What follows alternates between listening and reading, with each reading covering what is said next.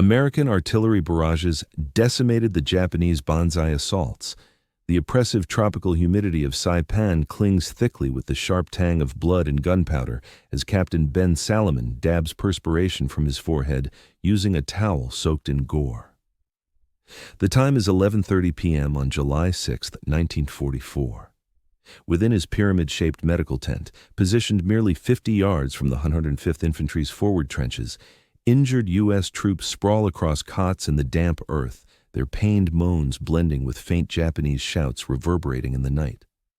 Salomon straightens his wire-framed spectacles and leans toward yet another hurt GI, his dentist's skilled fingers now preserving lives rather than repairing teeth.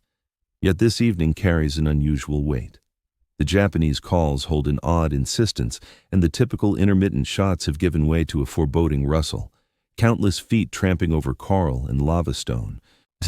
"Doc, do you catch that?" murmurs a casualty from the 27th Infantry Division. His Brooklyn twang slices the muggy atmosphere. "Feels like the entire freaking Imperial Army is advancing out there." Salomon halts, straining to hear. Over the hill, sack flasks tinkle like chimes, while officers hand out last measures of fortified spirit to their troops.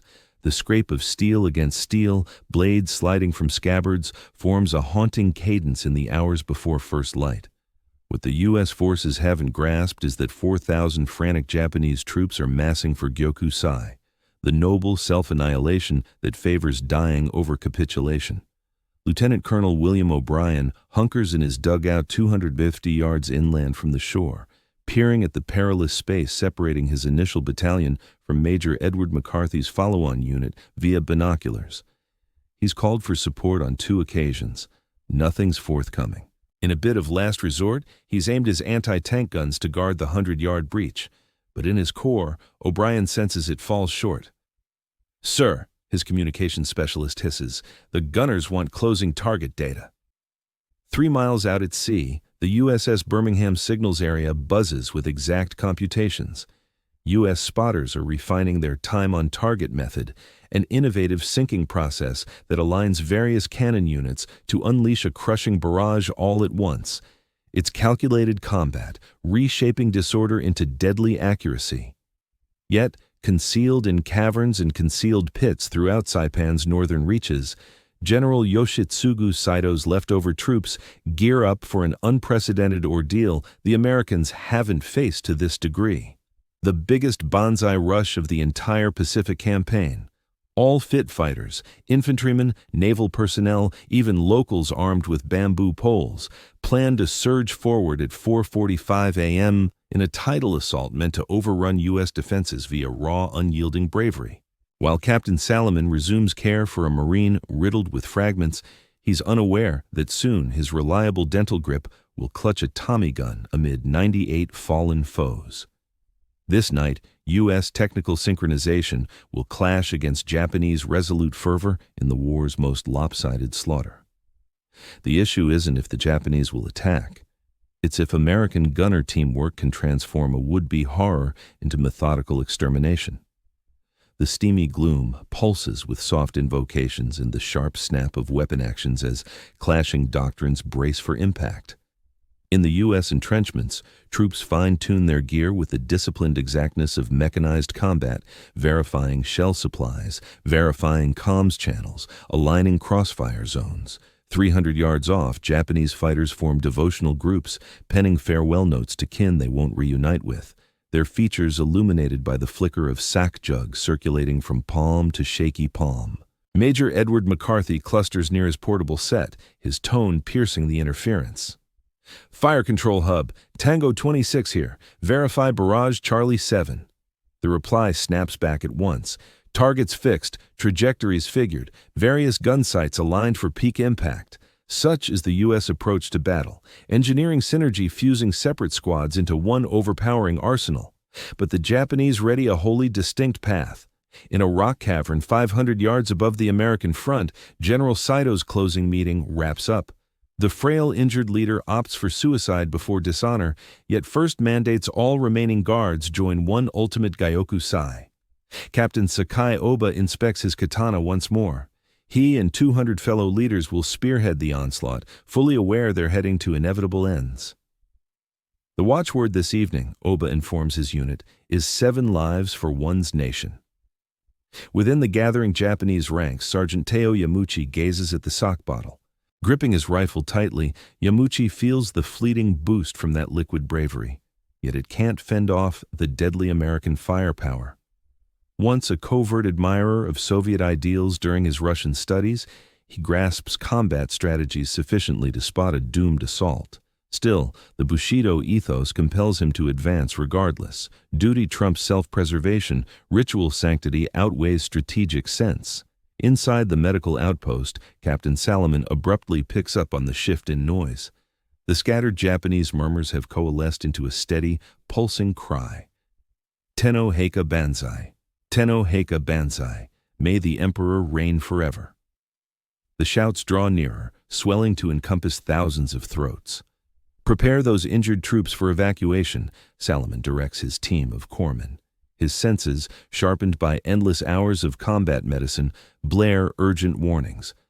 Farther back, some 3 miles from the combat zone, U.S. gun crews execute computations that redefine battlefield dominance. Section leaders pore over range charts, determining exact travel durations for projectiles launched from varying ranges. Upon the command, all cannons, from nimble 75mm pack howitzers to hulking 105mm pieces, will unleash their barrage to converge at a precise moment. Known as time on target, this tactic fuses disjointed barrages into one overwhelming strike. Forward spotter Captain Lewis Ayres hunkers down in an advanced lookout, clutching a field phone to his head. "Bernie, you copying those grid references?" he inquires of Captain Bernard W. Toth. "Since once this barrage unleashes, I'll require you to hammer it straight down on our location. How near?" Toth's reply cuts through the interference. "Danger close, 75 yards off our lines. The grim equations of destruction unfold live. Projectile paths, impact radii, shrapnel spreads, all synchronized to forge an unseen barrier of metal and explosives, rendering Saipan's forward edge the deadliest 1,000 yards across the Pacific theater." At the same time, the Japanese muster proceeds with fervent devotion. Limping casualties prop themselves on splintered bamboo staffs, wrappings drenched in crimson and perspiration. Ordinary folk, males, females, youngsters too, grasp pointed poles and shattered glass, gazes bulging with fear, stoked by tales of U.S. savagery. Convinced surrender spells torment and demise, they view this fatal rush as their sole path to dignity. The disparity stands in sharp relief. U.S. efforts emphasize synergy, liaison, and mechanical superiority. Signal specialists align timepieces to the exact second. Gun teams fine-tune angles with calculated accuracy. And foot soldiers align overlapping kill zones. Each part meshes like gears in an immense fatal apparatus. Japanese readiness leans on faith and fervor. Leaders incinerate private missives and kin portraits. Troops share scant belongings, while all join in last rites to forebears. They're not gearing up for combat. They're stealing for holy demise, convinced their offering will somehow stall U.S. triumph and exalt their sovereign. By 3:30 a.m., the Japanese launch their ultimate push. Peering through binoculars in the gloom, Lieutenant Colonel O'Brien observes legions of forms advancing via the shadows, like a mortal stream surging at his fragile barrier. The din defies prior encounters, footsteps dragging, gear rattling, and beneath it, a deep drone as multitudes intone pleas for noble ends. "Jesus Christ," O'Brien murmurs to his signals man, "must be 4,000 strong." His alert spreads to every U.S. outpost in moments, sparking the tightest shelling sink in Pacific campaign annals. Gun chiefs glance at chronometers, tweak last figures, and hold for the cue that converts abstract math to ruinous force.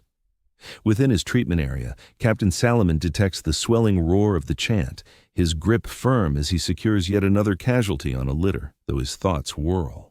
The oral surgeon aspiring to lead troops is on the verge of realizing that dream in the grimmest fashion imaginable. The confrontation looms. Japanese zealous resolve against U.S. technical harmony. 4,000 frantic warriors hurtling into calculated obliteration. At 4:44 a.m., the dynamic shifts utterly. The thunderous roar at 4:45 a.m. rends the humid darkness as if doomsday has arrived. Tenno Heika Banzai. Tenno Heika Banzai. 4,000 Japanese throats bellow as one, unleashing the grandest Banzai assault of the Pacific conflict from the obscurity. Commanders brandish heirloom blades overhead. Their outlines illuminated by dawn's faint glow, they spearhead surges of frantic fighters, hobbling injured on supports and panicked non-combatants wielding cane lances. Major Edward McCarthy, at the helm of the 2nd Battalion, 105th Infantry, eyes the onrushing horde and snatches his radio. "It resembles a herd panic from an old cowboy film," he yells into the receiver. Except these foes. The assaults keep surging forward relentlessly. The initial onslaught slams into the breach between O'Brien's and McCarthy's units, surging like a torrent bursting from a shattered barrier. Japanese troops flood the 100-yard gap, howling war cries, blasting rifles from the waist, their bayonets flashing under the dim light before dawn. Lieutenant Colonel O'Brien hunkers in his dugout, gripping a handgun in both fists, bellowing rallies to his troops as bursts from gun barrels illuminate his features like a lethal flicker. Stand firm. Yield nothing. Yet this frenzy isn't mere disorder, it's the precision of U.S. teamwork unfolding. Captain Bernard Toth's orders snap over the cannon communication grid. Barrage request, focus point Charlie 7. Every gun crew on alert for synchronized impact. Spanning 3 miles along Saipan's western shore, 18 U.S. artillery units get the same targeting data. Pre-computed equations now turn into catastrophic force. Gun leaders glance at their aligned timepieces. Impact in 30 seconds, 15 seconds, 5, 4, 3, 2, 1. Unleash. Darkness erupts in fury. 144 rounds, from 75mm lightweight howitzers to hulking 150mm cannons, blast off at once from scattered spots across southern Saipan. Varied paths, varied durations in flight, but one unified strike moment. Precisely 47 seconds post-firing, all projectiles will burst in a tight zone merely 75 yards ahead of U.S. lines. Tech Sergeant John Pekowski, hunkered low in his trench while enemy fighters rush by, stares in awe. It felt like a fairground, or perhaps Yankee Stadium. The masses just swarmed onto the turf, jostling and shouting, so many packed in that you could close your eyes, squeeze off a round, and guarantee dropping 3 or 4 in a single burst. Then, the U.S. barrage descends. The focused pounding doesn't merely slay, it pulverizes. High explosive rounds erupt in flawless timing, forging an unseen barrier of metal shards and shockwaves that rips apart all in a 200-yard circle. Charging Japanese at top velocity just dissolve amid the blasts. Some get flung skyward like discarded puppets, their cries swallowed by the thunderous harmony of orchestrated devastation. Yet, the advance persists. Injured Japanese drag themselves onward, inching along the ground with weapons and explosives in tow. A cluster of non-combatants, women and kids coerced into the fray, stagger amid the haze and slaughter, their gazes filled with dread and fervor fueled by indoctrination. U.S. Marines, drilled to offer no quarter in battle, pause for vital moments upon seeing their targeting innocence. Captain Louis Arian bellows into his comms, "Damn it, Bernie, bring that fire nearer. I'm dropping rounds within 150 yards of you now. Drop it to 75 yards, straight over our heads." The follow-up salvo hits with sharper lethality. Explosions detonate so near U.S. lines that soil and fragments pelt their own shelters. The calculated excellence of American synergy crafts a lethal mill that converts raw bravery into methodical carnage. Trailing the primary Japanese push, Captain Sakai Oba directs 200 officers in a backup rush, their blades hoisted high, reminiscent of ancient warriors. These represent Japan's top warriors, veterans with years of rigorous discipline, lineage holders wielding heirloom swords from ages past. They storm toward the U.S. cannonade, convinced their inner resolve can defy calculations and firepower. They are mistaken. At the same time, in the 2nd Battalion Medical Post, Captain Ben Salomon catches cries echoing from his shelter. A Japanese fighter has slithered beneath the fabric side and stabbed a defenseless injured American on a litter. In an instant, the dental officer seizes a damaged trooper's M1 carbine and drops the invader with a shot. Two additional Japanese burst in through the flap. Salomon, reacting with the instincts from the foot soldier drills he had pleaded for, wields the gun like a club, cracking the butt into the lead assailant's head. The weapon splinters in his grasp. He snatches a spare firearm, fires on the next foe, and skewers a third creeping under the edge with his blade. "Clear out," Salomon yells to his aides. "Move the casualties to the main aid center. I'll block them here." 4 more Japanese slip beneath the edges. The doctor, aspiring to combat prowess, dispatches them using gun, knife, and fists alone. His metal-framed spectacles lie in pieces, his uniform ripped. Blood, his and adversaries', coats his fingers. Beyond the shelter, the enemy surge has burrowed farther into U.S. territory than imagined feasible. Even with the ruinous shelling, overwhelming volume and fanatical zeal have propelled hundreds beyond the forward edge. Now they're hitting the marine gun positions set rearward of the foot soldiers. Marine crews ditch their standard long-range tasks, and artillery crews from the 105th Infantry unleash their 105mm howitzers at point-blank range against the surging masses of Japanese forces. Direct line of sight straight into the advancing hordes, as a survivor recounted afterward. These enormous guns, built for hurling projectiles over vast distances, transformed into the planet's biggest scatterguns, blasting high-explosive shells right into enemy personnel from distances under 100 yards. The noise defies description. The sharp reports of rifles, the thunderous blasts of close-range cannons, the agonized cries of injured and perishing soldiers in English and Japanese, and beneath it all, the relentless cries of "Tenno Heika Banzai" from Japanese troops who pressed on despite their fellows being torn to shreds nearby. Captain Salomon steps out from his medical post to see Japanese fighters swarming across the full front of the 2nd Battalion. His team has pulled the casualties to safety, but foes are closing in from every direction. Acting swiftly, he dashes to a .30 caliber water-cooled machine gun where the operators lie dead and starts unleashing controlled, deliberate volleys into the onrushing Japanese. The dental officer turns into a solitary bastion of defense.